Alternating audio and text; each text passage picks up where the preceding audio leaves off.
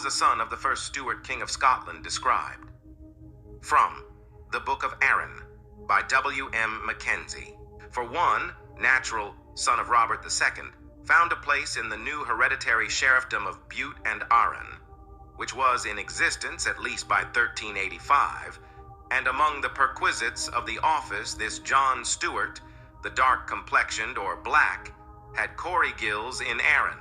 John Stuart, son of the first Stuart King of Scotland, is described as having a dark complexion. It must have been darker than usual because he was nicknamed the Black Stuart, similar to how King Charles II was nicknamed Black Boy. It was a nickname coined by his mother because of the darkness of his skin and eyes. He was described being of a sable hue.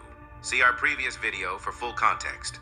For John Stuart to be at the later end of the complexion spectrum, at the very least one parent had to be melanated. But realistically, to be dark enough to be nicknamed the Black, both parents had to be melanated.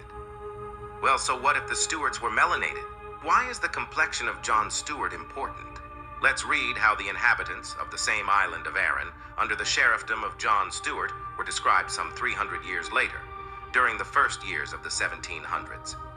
From A Description of the Western Islands of Scotland by Martin Martin, published in 1716. The Isle of Arran. The inhabitants of this isle are well proportioned, generally brown, and some of a black complexion. They enjoy a good slate of health and have a genius for all callings or employ. So, some 330 years later, after John the Black Stuart received the sheriffdom of Bute and Arran, the descendants of those people are described as brown and some black of complexion. Surely the people of Arran must be the exception to the rule. Quote, Jura. The Isle of Jura is, by a narrow channel of about half a mile broad, separated from Ila.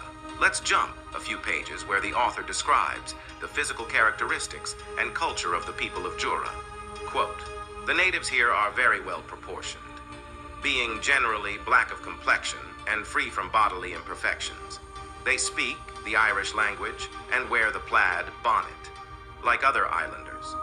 Well, surely the people of Arran and Jura were the exception to the rule. The Isle of Carray.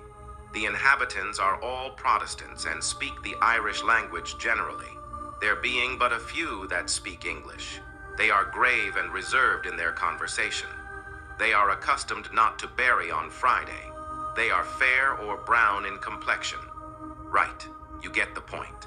Highlanders in the Scottish mainland and Irish had similar complexions also. Brown, dark brown, pale and fair. The obvious question is, what happened to these people? Was it simply ruthless genocide like the indigenous Australians suffered?